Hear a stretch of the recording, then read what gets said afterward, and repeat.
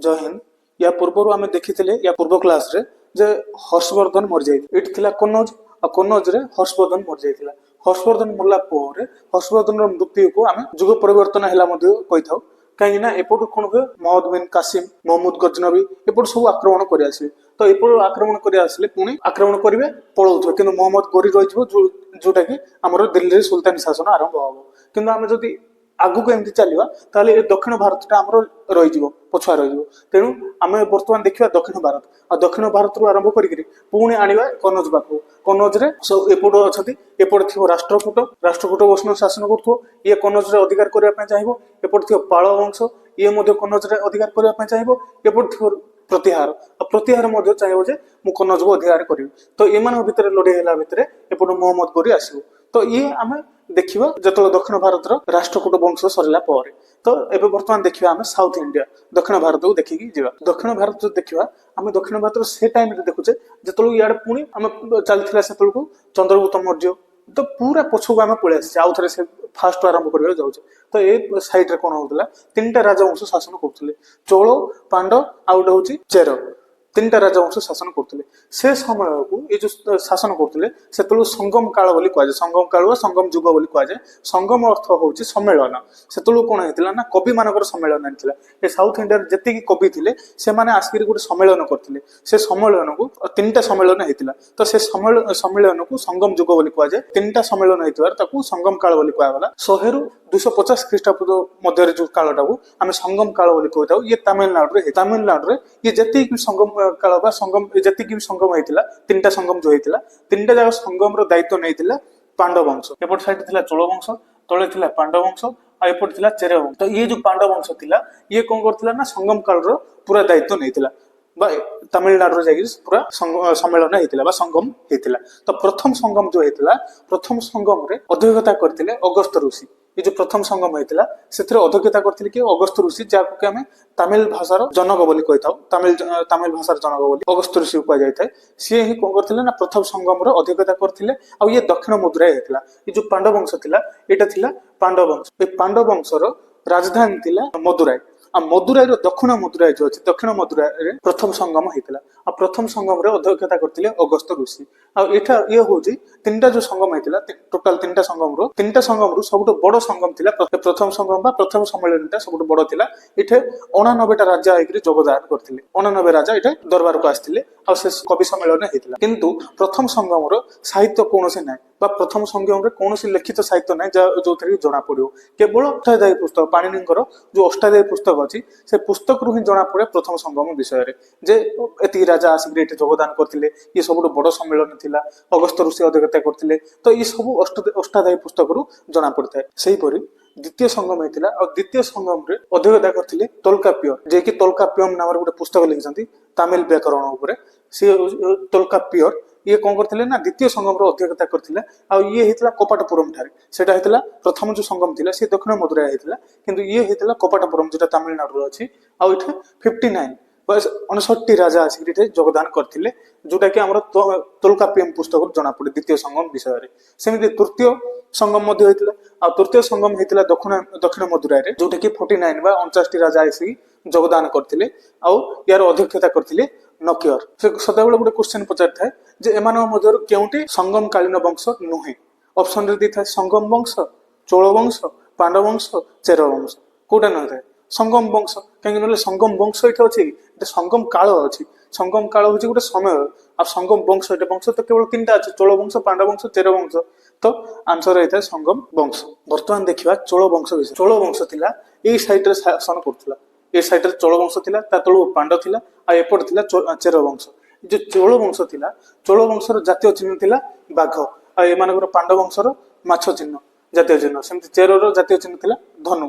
तो ये जो चोल मान थे ये चोल मानकर राजधानी थिला उरेउर आ उरेउर सूता प्रसिद्ध थिला सूता वस्त्र बोली उरेउर फेमस थिला जे कहला जे सापर जो छाल साप जो काटी छड़े जाए छाल बोली कहुए सापर जो छाल छड़े जाए ताठू मध्य पतला थिला सूता वस्त्र तो बहुत भल भाव में तैयारी करा बहुत फेमस थिला बहुत प्रसिद्ध थिला ये उरेउर सूता वस्त्र ये कावेरी नदी पाखरे थिला कावेरी नदी निकट में चोल वंश गढ़ी उठिला जो द्वारा कौन होता ना चाष बहुत भल भाव में होता कहुला गोटे हाथी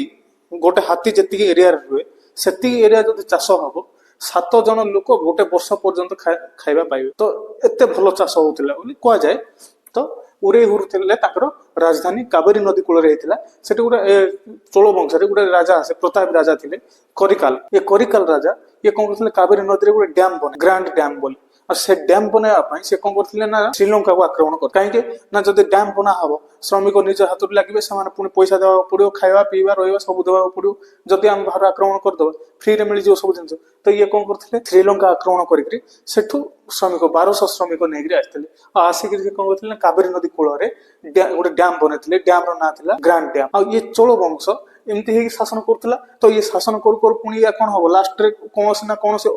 राजा जदि योग्य नथिबो से ताको कोन हे जिवो तार वंश ध्वंस हे जिवो जो छोट छोट सामंत रे बाटे जिवे से सामंत माने पुणी कोन हेबे केते वर्ष शासन कला परे पुणी से माने राजा हेबे। तो ये कोन हेतिला चोल वंश जेतलो ध्वंस हे जायतिला ध्वंस होबार ये दुईटा चरण रे शासन करथिले। एबे तो गुटे चोल वंश पडुची पुणी आउथर जेतलो 200 वर्ष 200 300 वर्ष परे पुणी ये छोट छोट सामंत माने थिबे पुणी ए माने कोन हेबे ना आउथर राजा हेकरी शासन करिवे। तो चोल वंश द्वितीय थर जो शासन करिवो सेतलो तार राजधानी थिला तंजोर एबे अछि उरेउर पर जो आउथरे शासन कर तार राजधानी तंजोर कर। तो ये आम प्रथम चरण पढ़ुचे। द्वितीय चरण में पुणी आउथरे देखा चोल वंश से जो आउथरे सामंत मान तार बाहर ये जो चोल वंश विषय पाणिनीर गोटे पुस्तक अष्टाध्याय चोल वंश विषय भल भाव में क्लीयर जना पड़े। बर्तमान देखा चेर वंश जो थिला यार जातीय चिन्ह थी धनु आ ये एपट साइड शासन करुला जोटा पर्वतीय क्षेत्र थी या ये जो चेर वंश को ब्राह्मण ग्रंथ सनातन ग्रंथ या चेरा पद बोली कह किंतु यार जो अशोक 14टी शिलालेख लिखिला 14टी शिलालेख द्वितीय शिलालेख सी ये चेर वंश को केरल पुत्र बोली कह यार राजधानी थिला करूर यार जातीय चिन्ह थिला धनु आ राजधानी थिला करूर चेर वंश। ये चेर वंश रे 3टा राजा शासन करथिले जेमति कि गोटे थिला उदयन जरेल ये कौन करथिला ना कह जाए महाभारत योद्धा मान को भोजन करे महाभारत रहा द्वापर जुग एवं चलता कली जुग। तो ये महाभारत योद्धा केमती खुआला ये तार वंशज कौन के लोक रही जमी खुआई तो बहरे लिखाई महाभारत योद्धा मान उदयन जरे भोजन देता सेमती आउ जन राजा होता सेनगुटबन ये कनगी पूजा आरंभ करता। कनगी पूजा माने पत्नी को पूजा कर व्यवस्था ये सेनगुटबन जन राजा थे सी आरंभ करते। सेमती आउ जन राजा आसते आदिगमन ये आखु चाष आरंभ करते। चेर वंश गोटे राजा आसी कि आदिगमन ये आखु चाष आरंभ करते। बर्तमान देखा पांडव वंश विषय और ये पांडव वंशर जातीय चिन्ह थिला माछ यार जो राजधानी थिला मदुराई ये ही संगम काल आयोजन करथिला जोटा कि 3टा संगम होइतिला कविमानकर सम्मेलन होइतिला से सब आड़ राजा माने आस्थिले सेटे जोग दे। यार जो राजभाषा थिला तमिल भाषा थिला जे जाको कहा जाय कि तमिल भाषार संरक्षण बा तमिल भाषा को अधिक उन्नति करबा पई ये ध्यान देथिला पांडव। ये समय सामूहिक आक्रमण होइतिले सामूहिक आक्रमण माने एपुर जति राजा थिले समस्त मिसिकरी या आक्रमण करथिले किंतु ये आक्रमण रे मध्य पांडव वंश जीति जाइतिला। पांडव वंश को राजा होइतिले देखिबा पांडव वंश 2टा राजा होइतिले जे प्रमुख राजा थिले गोटे राजा थे नेडियन ये नेडियन कौन करथिला ना समुद्र पूजार आरंभ करथिला ये जो लागि कि अछि समुद्र याको ये समुद्र पूजार आरंभ नेडियन करथिला। सेमते आउ जण राजा आस्थिला नेटुजेलियन ये नेटुजेलियन समय कोन हेतिला ना सामूहिक आक्रमण हेतिला आ सबआर जेतल सबआर मिसिक समस्त आक्रमण करथिले से आक्रमण रे राजा नेटुजेलियन ये प्रताप राजा थिला ये जीति जाइतिला। से जो युद्ध थिला से युद्ध को तेलया लंघनम युद्ध बोली कह जाए से तेलया लंघनम युद्ध रे ये जीति जाइतिला नेटुजेलियन आ नेडियन जीति प्रताप राजा घोषित करथिले। तो ये थिला पांडव वंश। ये समय जो समय थिला ए समय रे 2टा भगवान प्रसिद्ध थिले गोटे होज मुर्गन आ गोटे होज कार्तिकेय आ मुर्गन ये 2टा को अधिक पूजा करथिले माने आउ एमान को सुब्रमण्यम मध्ये कह जाय देखि तो ना गुडी को मध्ये देखिबो एबे ताकर साउथ रे सुब्रमण्यम टाइटल देख सुनिथिबो। तो ये जो दक्षिण भारत थिला संगम काल समय रे कार्तिकेय आ मुर्गन 2टा पूजा होतला भगवान पूजा बेस प्रसिद्ध थी। आ ए समय रे सर्व ऊपर राजा रहउतला राजा तळे सब शासन करथिले आ राजा ही देश को संभाळुतला जो देश थिला बा साम्राज्य थिला ये राजा संभाळुतला ता तळे थिला राज्य जाको मंडलम बोली कह जाउतला ता तळे थिला मंडलम तळे नाडु जाको जिल्ला आम वर्तमान कहूचे ता तळे थिला ऊर जोटा कि आम ग्राम बोली कहूचे। तो एपरि भाव शासन होउतला और सेनापति को एनाडी बोली कहउतले से समय रे। बर्तमान देख बंदर गुडी को चोल वंश जो थिला चोल वंश पाखरे 3टा बंदर थिला गोटे होची ग्रांड डैम जोटा कि करिकाल बनिथिला सेमते आउ गोटे होची पुआर बंदर बा कावेरी पट्टनम बोली मध्ये कहते ये मध्ये करिकाल बनिथिला आउ गोटे थिला उरई बंदर। तो 3टा बंदर थिला चोल वंश समय सेमती चेर वंश समय जोड़े गोटे हूँ मुजरिस बंदर आ गोटे हूँ बंदर चेर बोली कहुए जोड़े बंदर थिला चेर वंश समय सेमती पांडव वंश समय दीटा बंदर थिला गोटे हूँ सालियूर आ गोटे हूँ कोरकाय बंदर सालियूर आ कोरकाय बंदर पांडव वंश प्रमुख बंदर थिला तो ये थिला बंदर। बर्तमान देखिबा संगम साहित्य जो पुस्तक गुड़े लिखा जाइतिला प्रायतः तमिल भाषा लिखा जाइतिला आ ये तमिल भाषार जनक अगस्त ऋषि को ए समय रे गोटे पुस्तक लिखा जाइतिला तोल्काप्पियम जोटा तोल्काप्पियर लिखिथिले आ तोल्काप्पियम पुस्तकटा तमिल व्याकरण ऊपर लिखा जाइछि जेमति अष्टादश गोटे व्याकरण पुस्तक से तोल्काप्पियम मध्ये तमिल व्याकरण ऊपर लिखा जाइछि सेमति गोटे तिरुकुराल बा कुराल पुस्तक अछि जोटा खाली कुराल कहले मध्ये चलिबो ए पुस्तक को तमिल साहित्य बाइबल कुराल पुस्तक कहुए सेमती गोटे जीवक चिंतामणि अच्छी ये जैन धर्म संबंधी उपर लिखा जाइए सेमती शिल्पाधिक पुस्तक अच्छी जो थे कि जैन धर्म एवं इलियट नाम गोटे कवि से लिखिते शिल्पाधिकारम जैन धर्म आ इलियट मान कवि जोटा कि नुपुर गोटे कहानी अच्छी से उपर प्रसिद्ध अच्छी शिल्पाधिक से जो नुपुर कहानी अच्छी से कौन है गोटे राजा थे को बोलन गोटे राजा आ यार राणी कौन को बोलन थे राजा आ तार राणी कौन की गोटे नर्तकी थी माधवी ए माधवी सहित ए राजा कौन हेले प्रेम संपर्क पड़गले या सहित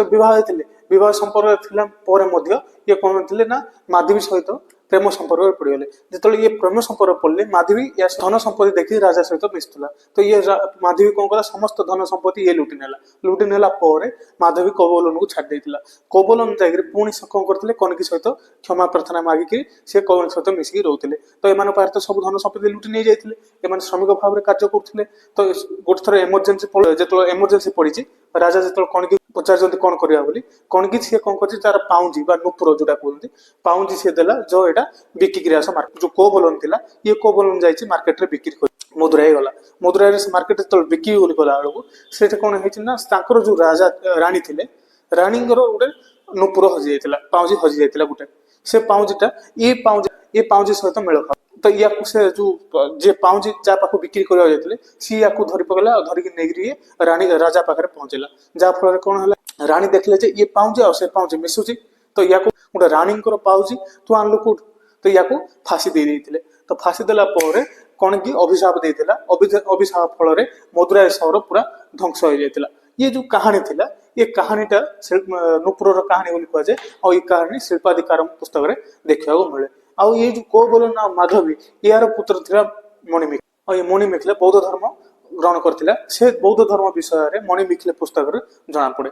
ये थिला साहित्य या पूर्व आमे देखि आस्थिले हसीन मसुकसा माने हरिवंश वंश शिशुनाम वंश नंद वंश मौर्य वंश श्रृंग वंश ये सब देखि आस्थिले लास्ट थिला सातवाहन वंश तापर आस्थिला आईएसपी माने ये जो इंडो ग्रीक शक पल्लव कुषाण एमाने आक्रमण करथिले ये कुषाण माने ही थिले कुषाण मान सामंत ही आगु जागिर गुप्त वंश स्थापन करथिले आ गुप्त वंशर राजा थिले चंद्रगुप्त द्वितीय आउ देवी चंद्रगुप्त जे कि रामगुप्त को मार देथिले चंद्रगुप्त द्वितीय आउ देवी थिले तो ये जो सातवाहन थिले ये सातवाहन माने ही सातवाहन वंश ही एपटे आसिक से कौन करथिले ना आंध्र प्रदेश पड़े तो ये आंध्र सातवाहन बोली कहुला तो ये सातवाहन वंशर जो छोट छोट सामंत हो जाते से सामंत मान भितर एमाने गोटे राजवंश तैयारी करथिले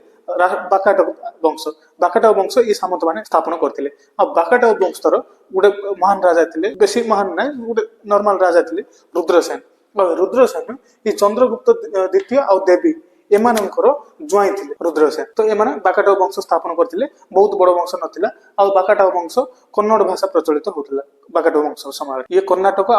आंध्र प्रदेश ये एरिया रे बाकाटक वंश प्रचलित थिले शासन करथिले। वर्तमान देखिबा चालुक्य वंश ये जो साउथ इंडिया थिला बा दक्षिण भारत रे इथे शासन करथिला बातापी वंश माने ये एक्चुअली होची चालुक्य वंशर तीनटा चरण रे हेतिला जो जेमति कि चोल वंश प्रथम हेछि पुणी आउ थे 200 वर्ष पर 300 वर्ष पर ये आउ थे चोल वंश तार द्वितीय चरण द्वितीय चरण शासन करमती चालुक्य वंश 3टा चरण शासन करथिला जो प्रथम चरण शासन करथिला तार राजधानी थिला बातापी तो ये जो चालुक्यर बातापी थिला ये समय रे यार संस्थापक थिले जय सिंह जने राजा थिले से संस्थापक थिले तापर आइथिला पुलकेशिन द्वितीय मने पकाओ ये पुलकेशिन द्वितीय ही एटे शासन कला बेले ये कौन करथिले ना ऊपर थिवा हर्षवर्धन को मारथिला हर्षवर्धन आस्थिला एपटे आस्थिवा बेले पुलकेशिन द्वितीय मार देथिला हर्षवर्धन को आ ये कौन करथिला पुलकेशिन द्वितीय ऊपर मारला हर्षवर्धन को तळु को आसीगिरी एठे थिला महेंद्र वर्मन ଆଉ ମହେନ୍ଦ୍ର ବର୍ମନ କୁ ମାରିଥିଲା। ମହେନ୍ଦ୍ର ବର୍ମନ କୁ ମାରିକିରି ଇଏ କାଞ୍ଚି କୋଣ୍ଡ ମାନେ ହଉଛି ବିଜେତା, ଆଉ କାଞ୍ଚି ମାନେ ହଉଛି ଏ ଯୋଉ ପଲ୍ଲବ ଏଠି ଶାସନ କରୁଥିଲା ପଲ୍ଲବ ବଂଶର ରାଜଧାନୀ ଥିଲା କାଞ୍ଚି କୋଣ୍ଡ ଉପାଧି ଧାରଣ କରିଥିଲା। କାଞ୍ଚି କୋଣ୍ଡ ମାନେ କାଞ୍ଚିର ବିଜେତା। ପୁଲକେଶିନ ଦ୍ୱିତୀୟ ଉପରେ ମାରିଲା ହର୍ଷବର୍ଦ୍ଧନକୁ, ତଳେ ଆସିକି ମାରିଲା ପଲ୍ଲବ ରାଜା ଥିଲେ ମହେନ୍ଦ୍ର ବର୍ମନ, ମାରିକିରି କାଞ୍ଚି କୋଣ୍ଡ ଉପାଧି ଧାରଣ କରି ତାପରେ ମହେନ୍ଦ୍ର ବର୍ମନକୁ ହରେଇ ଦେଇଥିଲା ପରେ ଏପଟେ ୟା ପରବର୍ତ୍ତୀ ରାଜା ଆସିଥିଲେ ନରସିଂହ ବର୍ମନ। ନରସିଂହ ମାନେ ନର ରୂପରେ ସିଂହ, ତ ନରସିଂହ ବର୍ମନ ନାଁରୁ ହିଁ ଜଣା ପଡୁଛି ବହୁତ ଷ୍ଟ୍ରଙ୍ଗ ରାଜା ଥିଲେ। ତ ଇଏ ଯେତେବେଳେ ଆସିଲେ ପୁଣି ଥରେ ପୁଲକେଶିନ ଦ୍ୱିତୀୟ ନରସିଂହ ବର୍ମନକୁ ମାରିବାକୁ ଆସିଲା, ନରସିଂହ ବର୍ମନ ତାକୁ ଗୁଡେଇକିରି ତାକୁ ଯାଇକିରି ତା ଜାଗାରେ ମାରିଥିଲା, ବାତାପିରେ ମାରି ଦେଇଥିଲା କାହାକୁ, ପୁଲକେଶିନ ଦ୍ୱିତୀୟକୁ। ଆଉ ନରସିଂହ ବର୍ମନ ଜିତିଲା ପରେ ଇଏ ବାତାପି କୋଣ୍ଡର ଉପାଧି ଧାରଣ କରିଥିଲା। ବାତାପି କୋଣ୍ଡ ମାନେ ବାତାପିର ବିଜେତା ବୋଲିକି ଗୋଟେ ଉପାଧି ଧାରଣ କରିଥିଲା କିଏ, ନରସିଂହ ବର୍ମନ। ତ ନରସିଂହ ବର୍ମନ ଜିତି ଯାଇଥିଲେ ଆଉ ପୁଲକେଶିନ ଦ୍ୱିତୀୟ ହାରି ଯାଇଥିଲା। ପୁଲକେଶିନ ଦ୍ୱିତୀୟର ଯୋଉ ଦରବାର ଥିଲା, ଦରବାରରେ ଗୋଟେ କବି ରହୁଥିଲେ, ସେ କବିର ନାଁ ହଉଛି ରବିକୀର୍ତ୍ତି ନାମରେ ଗୋଟେ କବି ରହୁଥିଲେ। ଆଉ ଏଇ ବାତାପି ଥିଲା ଚାଲୁକ୍ୟର ବାତାପି, ଏଥିରେ ଶେଷ ରାଜା ଥିଲେ କୀର୍ତ୍ତି ବର୍ମନ। ତ କୀର୍ତ୍ତି ବର୍ମନ ଥିଲେ ବାତାପି ବଂଶର ଶେଷ ରାଜା। ସରିଲା ପରେ ବାତାପିର ଯୋଉ ଛୋଟ ଛୋଟ ସାମନ୍ତ ରହିଲେ, ଏ ଛୋଟ ସାମନ୍ତ ମାନେ ଆଗକୁ ଯାଇକରି ରାଷ୍ଟ୍ରକୂଟ ବଂଶ ସ୍ଥାପନ କରିଥିଲେ। ରାଷ୍ଟ୍ରକୂଟ ବଂଶ ପରେ ପୁଣି ଆସିବ କଲ୍ୟାଣୀ ବଂଶ। ଏଇ ବାତାପି ଜାଗାରେ ହିଁ ବାତାପିର ଯୋଉ ସାମନ୍ତ ମାନେ ଥିଲେ, ସେମାନେ ଯେତେବେଳେ ବାତାପି ପୁଲକେଶିନ ଦ୍ୱିତୀୟ ମରିଗଲା, ପୁଲକେଶିନ ଦ୍ୱିତୀୟ ମଲା ପରେ ଏମିତି ରାଜା ଆସିକିରି କୀର୍ତ୍ତି ବର୍ମନ ମରିଗଲା। କୀର୍ତ୍ତି ବର୍ମନ ପରେ କୌଣସି ଯୋଗ୍ୟ ଶାସକ ଆସିଲେ ନାହିଁ, ତ ୟାର ଧ୍ୱଂସ ହେଇଗଲା ବାତାପି ବଂଶ। ଯୋଉ ସାମନ୍ତ ଯାକ ଥିଲେ ସେମାନେ ପୁଣି ସ୍ଥାପନ କରିଦେଲେ କଣ, ରାଷ୍ଟ୍ରକୂଟ ବଂଶ। ଆଉ ରାଷ୍ଟ୍ରକୂଟ ବଂଶ ପରେ ପୁଣି ରାଷ୍ଟ୍ରକୂଟ ବଂଶକୁ ଧ୍ୱଂସ ଯେତେବେଳେ ହବ, ପୁଣି ଆସିବ ଆଉ ଥରେ ଏଇ ଯୋଉ ଚାଲୁକ୍ୟର ଯୋଉ ଥିବେ ସାମନ୍ତ ଗୁଡିକ, ପୁଣି ଥରେ ମାନେ କଲ୍ୟାଣୀ ତିଆରି କରିଦେବେ, ଆଉ କଲ୍ୟାଣୀ ରାଜବଂଶ ତିଆରି କରିଦେବେ, ଚାଲୁକ୍ୟର କଲ୍ୟାଣୀ। ଆଉ ଏଇ ଯୋଉ ପଲ୍ଲବ ବଂଶ ଥିଲା, ଏଠି ୟାକୁ ମନେ ପକା, ୟା ପୂର୍ବରୁ ଏଠି ଚୋଳ ମାନେ ଶାସନ କରୁଥିଲେ। ଚୋଳ ମାନେ ଯେତେବେଳେ କଣ ହେଇଥିଲେ ନା, ଚୋଳ ମାନଙ୍କର ଧ୍ୱଂସ ହେଇଯାଇଥିଲା, ସେତେବେଳେ ଏଠି ପଲ୍ଲବ ବଂଶ ଶାସନ କରୁଥିଲା। ତ ପଲ୍ଲବ ମାନଙ୍କର ଯେତେବେଳେ ଧ୍ୱଂସ ହେଇ ଆସିବ, ୟାର ଯୋଉ ଚୋଳର ସାମନ୍ତ ମାନେ ଥିବେ, ସେମାନେ ପୁଣି କଣ ହେଇଯିବେ, ଚୋଳ ବଂଶ ଦ୍ୱିତୀୟ ଚରଣରେ ଶାସନ କରିବେ ଏଇଠି। ଇଏ ଯୋଉ ବାତାପି ବଂଶ ଥିଲା, ଏଠି ହ୍ୱେନସାଂ ମଧ୍ୟ ଆସିଥିଲା। ହ୍ୱେନସାଂ ଯେତେବେଳେ ଆସିଥିଲା, ସେତେବେଳକୁ ବାତାପି ମଧ୍ୟ ଏପଟେ ମଧ୍ୟ ଆସିଥିଲା। ତ ଏଇ ଯୋଉ ଚାଲୁକ୍ୟ ବଂଶରେ ତିନିଟା ରାଜା ଆସିବେ ବାତାପିର ଚାଲୁକ୍ୟ, ଏଠି ତିନିଟା ରାଜା ଆସିବେ। ଗୋଟେ ହଉଛି ଜୟସିଂହ ଆସିବ, ତାପରେ ଇଏ ଯିଏ ସଂସ୍ଥାପକ ବାତାପିର ଚାଲୁକ୍ୟର ବାତାପି ଯୋଉ ହେଲା, ଇଏ ହେଲା ସଂସ୍ଥାପକ ଥିଲା ଜୟସିଂହ। ପୁଲକେଶିନ ଦ୍ୱିତୀୟ ଇଏ କଣ କରିବ ନା, ଉପରେ ଯାଇକି ହରେଇବ ହର୍ଷବର୍ଦ୍ଧନକୁ, ତଳେ ଆସିକିରି ହରେଇବ ମହେନ୍ଦ୍ର ବର୍ମନକୁ। ନରସିଂହ ବର୍ମନ ଯାଇକିରି ମାରିଦବ ପୁଲକେଶିନ ଦ୍ୱିତୀୟକୁ। ତାପରେ ଆସିବ କୀର୍ତ୍ତି ବର୍ମନ, ଯିଏକି ବାତାପିର ଲାଷ୍ଟ ରାଜା ଥିଲା କୀର୍ତ୍ତି ବର୍ମନ ଦ୍ୱିତୀୟ। ଏ କୀର୍ତ୍ତି ବର୍ମନ ଦ୍ୱିତୀୟକୁ ମାରିଦବ, ରାଷ୍ଟ୍ରକୂଟ ବଂଶ ସ୍ଥାପନ କରିବ ଗୋଟେ ଦନ୍ତୀ ଦୁର୍ଗ ବୋଲି ଗୋଟେ ରାଜା ଆସିବ। ସିଏ କଣ କରିବ ନା, କୀର୍ତ୍ତି ବର୍ମନକୁ ମାରିଦବ, ଆଉ କୀର୍ତ୍ତି ବର୍ମନକୁ ମାରିକିରି ସେ ରାଷ୍ଟ୍ରକୂଟ ବଂଶ ସ୍ଥାପନ କରିବ। ତ ଏଇ ବାତାପି ପରେ ଆକ୍ଚୁଆଲି ଷ୍ଟାର୍ଟ ହଉଛି ଆଉ ଗୋଟେ ବଂଶ ରାଷ୍ଟ୍ରକୂଟ, କିନ୍ତୁ ଆମେ କଲ୍ୟାଣୀ ଦେଖିବା, କାହିଁକି ନା ଆମେ ଯେହେତୁ ଚାଲୁକ୍ୟ ବଂଶ ଦେଖୁଛେ, ତ ଇଏ ତିନିଟା ଯାକ ପାର୍ଟ ସରେଇଦବା, ୟା ପରେ ଆମେ ରାଷ୍ଟ୍ରକୂଟକୁ ଦେଖିପାରିବା। କିନ୍ତୁ ବାତାପି ଆଉ କଲ୍ୟାଣୀ ମଧ୍ୟରେ ଗୋଟେ ରାଷ୍ଟ୍ରକୂଟ ବଂଶ ଅଛି। ରାଷ୍ଟ୍ରକୂଟର ପ୍ରଥମ ରାଜା ଥିଲେ ସଂସ୍ଥାପକ, ଯିଏକି ଦନ୍ତୀ ଦୁର୍ଗ, ସିଏ କୀର୍ତ୍ତି ବର୍ମନ ଦ୍ୱିତୀୟକୁ ହରେଇକିରି ରାଷ୍ଟ୍ରକୂଟ ବଂଶ ସ୍ଥାପନ କଲେ। ସେମିତି ଅନେକ ଗୋଟେ ରାଜା ଆସିବେ, ଆଉ ରାଷ୍ଟ୍ରକୂଟ ବଂଶର ଶେଷ ରାଜା ଆସିବେ କର୍କ ଦ୍ୱିତୀୟକୁ ମାରିଦବ ତୈଲବ ଦ୍ୱିତୀୟ। ଇଏ ଯୋଉ ତୈଲବ ଦ୍ୱିତୀୟ, ଇଏ ମାରିକିରି କର୍କ ଦ୍ୱିତୀୟକୁ ରାଷ୍ଟ୍ରକୂଟ ବଂଶ ଧ୍ୱଂସ କରିଦବ, ପୁଣି ସ୍ଥାପନ କରିବ କଲ୍ୟାଣୀ ବଂଶ,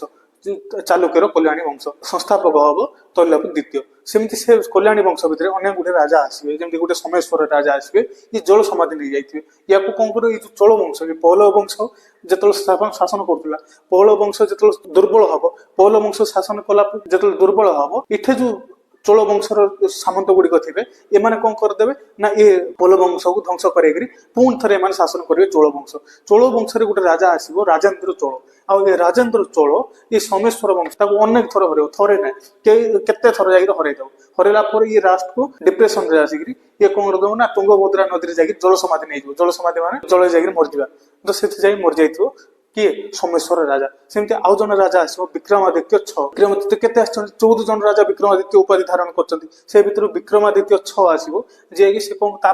ଦରବାରରେ କବି ଜଣେ ରହୁଥିବେ, ବିଲ୍ହଣ ନାମକ ଗୋଟେ କବି ରହୁଥିବେ। ସେ ଗୋଟେ ପୁସ୍ତକ ଲେଖିଛନ୍ତି ବିକ୍ରମାଙ୍କ ଦେବ ଚରିତ। ତ ସମସ୍ତ ରାଜା ଯୋଉ ଥିଲେ, ସମସ୍ତେ ତାଙ୍କ ପାଖରେ ଗୋଟେ ଗୋଟେ କବି ରହୁଥିଲେ। ଯେମିତିକି ଚନ୍ଦ୍ରଗୁପ୍ତ ଦ୍ୱିତୀୟ, ତା ପାଖରେ ତ 9 ଜଣ କବି ଥିଲେ, ବିଦ୍ୱାନ ରହୁଥିଲେ। ସେମିତି ସମୁଦ୍ରଗୁପ୍ତ ପାଖରେ ହରିସେନ କବି ରହୁଥିଲେ। ହର୍ଷବର୍ଦ୍ଧନ ପାଖରେ ବାଣଭଟ୍ଟ କବି ରହୁଥିଲେ। ତ तो एमती समस्त पाखे गोटे गोटे कवि रोते तो ये मध्य या पाखे कवि थे बिल्हण बोली सी कौन करते ना विक्रमांक देव चरित्र बोली गोटे पुस्तक लिखिं आउ जन कवि थे विज्ञानेश्वर सी मित्राक्षर पुस्तक बोली गोटे पुस्तक रचना करमती एम जो जातीय चिन्ह थिला आंकर बारा थिला बराह जोटा कहते बराह चिन्ह थिला आंकर जातीय चिन्ह कल्याणी आ बेंगी ये बेंगी आमर देखिबार किसी ना विष्णु बर्मन यार संस्थापक थे किंतु या देखिबार किसी ना किसी राजा जो आसुच्चे काम ही किसी करना जदि काम करना आम देखिए कहीं आम मेमोरी फुल करवा तो बेंगी किसी कार्य को ना तो बातापीर केवल गोटे राजा देखा पड़े पुलकेशिन द्वितीय आम दुईटा राजा गोटे हूँ सोमेश्वर आ गोटे विक्रमादित्य 6 किंतु ये भितर गोटे रहा राष्ट्रकूट वंश नेक्स्ट चैप्टर रे आम राष्ट्रकूट वंश को देखा तो ये जो राष्ट्रकूट वंश आसो ये राष्ट्रकूट वंश उपर जाइए थी कन्नौज कन्नौज एपटू जीव राष्ट्रकूट एपटू आसो पाल एपटू आसो प्रतिहार तो एपटू जीव पाल वंश कन्नौज को लड़ाई एपटू जीव राष्ट्रकूट मान लड़ाई कन्नौज को पाइबा पुणी एपटू आसो प्रतिहार मान कन्नौज को लड़ाई ये समय कौन हम एपटू विदेशी आक्रमण गुड़िक हम जो मुस्लिम आक्रमण गुड़िक हम तो आम नेक्स्ट चैप्टर रे आम राष्ट्रकूट वंश देखा राष्ट्रकूट आउ एपट अच्छे पल्लव वंश ये विषय में आम देखा।